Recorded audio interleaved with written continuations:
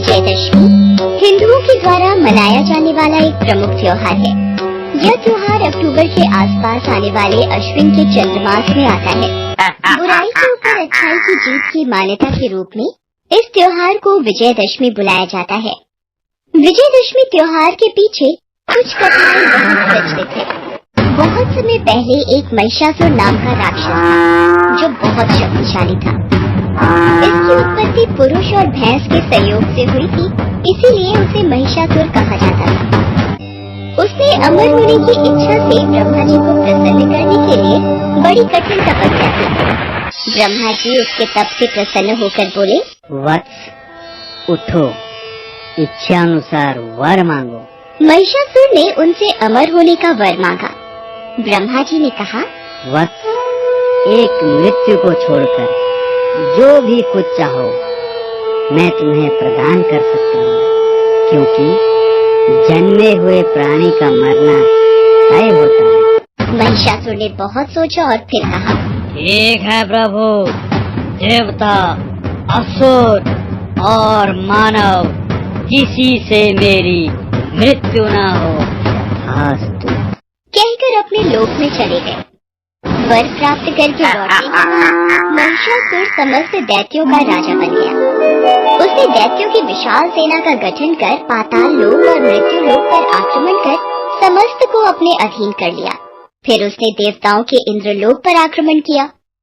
इस युद्ध में भगवान विष्णु और शिव ने भी देवताओं का साथ दिया, लेकिन महिषासुर के हाथों सभी को पराजय का सामना करना पड़ा और देवलोक पर भी महिषासुर का अधिकार हो गया। वो त्रिलोकाधिपति बन गया। भगवान विष्णु ने एक विकल्प निकाला। महिषासुर को पराजित करने का विकल्प एक ही था कि कोई स्त्री ही महिषासुर को मार सकती थी। इसीलिए भगवान विष्णु के मार्गदर्शन से तय हुआ कि त्रिदेव अपनी ऊर्जा से एक शक्ति को उत्पन्न करेंगे।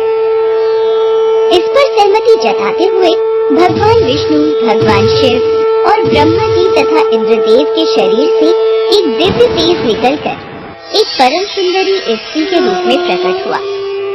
माँ दुर्गा की सवारी के लिए सिंह दिया तथा सभी देवताओं ने अपने अपने अस्त्र शस्त्र माँ दुर्गा की सेवा में प्रस्तुत किए। भगवती ने देवताओं पर प्रसन्न होकर उन्हें शीघ्र ही महिषासुर के भय से मुक्त करने का आश्वासन दिया। भगवती दुर्गा हिमालय पर पहुँची और अट्टहास पूर्वक घोर गर्जना की। महिषासुर के असुरों के साथ उनका भयंकर युद्ध छिड़ गया। एक एक करके महिषासुर के सभी सेनानी मारे गए। फिर विवश होकर महिषासुर को भी देवी के साथ युद्ध करना पड़ा। 9 दिन की लड़ाई के बाद माँ दुर्गा ने महिषासुर का वध कर दिया। सारे ब्रह्मांड में इस विजय को मनाया गया और यह दिवस विजयदशमी की तरह मनाया जाने लगा। 9 दिन की लड़ाई के कारण विजयदशमी को नवरात्रि भी कहा जाने लगा।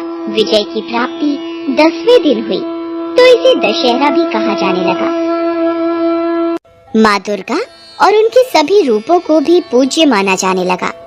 बंगाल में माँ दुर्गा की मूर्ति को पंडाल में पूजा जाने लगा और बड़े त्योहार की तरह मनाया जाने लगा। शास्त्रों के अनुसार दशहरा असत्य पर सत्य की विजय के रूप में मनाया जाता है। यह भी माना जाता है कि विष्णु जी के राम अवतार ने लंका के राजा रावण को पराजित करते हुए मृत्यु के घाट उतार दिया था। उत्तर भारत में रामलीला के माध्यम से श्री राम और रावण के बीच की लड़ाई को दर्शाया जाता है और दशहरे के दिन रावण, कुंभकर्ण और मेघनाद के पुतले को फूंकने की परंपरा है और अलग अलग हिस्सों में मेले भी लगते हैं। महाभारत में इस दिन पांडु ने अज्ञातवास पूरा किया। उन्हें शस्त्र धारण करने का आदेश मिला जो शमी पेड़ में छुपाए गए थे। लोग इस दिन शमी पेड़ की पूजा भी करते हैं और रात के समय शमी के पत्ते घर लाने से घर में सोना और समृद्धि आती है। आइए जानते हैं इस साल विजयदशमी का त्योहार किस तारीख को मनाया जाएगा और इसका धार्मिक महत्व क्या है। इस साल विजयदशमी का पर्व 25 अक्टूबर को मनाया जाएगा। इस साल मल मास यानी अधिक मास लगने की वजह से नवरात्रि और दशहरा पर्व 1 महीना देर से आए। दशहरे के दिन शस्त्र पूजा का विधान है। सनातन परंपरा में शस्त्र और शास्त्र दोनों का बहुत महत्व है। शास्त्र की रक्षा और आत्मरक्षा के लिए धर्म सम्मत तरीके से शस्त्र का प्रयोग होता रहा है। प्राचीन काल में क्षत्रिय शत्रु पर विजय की कामना के लिए इस दिन का चुनाव युद्ध के लिए किया करते थे। पूर्व की भांति आज भी शस्त्र पूजन की परंपरा कायम है। मान्यता है कि इस दिन जो भी कार्य किया जाता है उसका शुभ लाभ अवश्य प्राप्त होता है।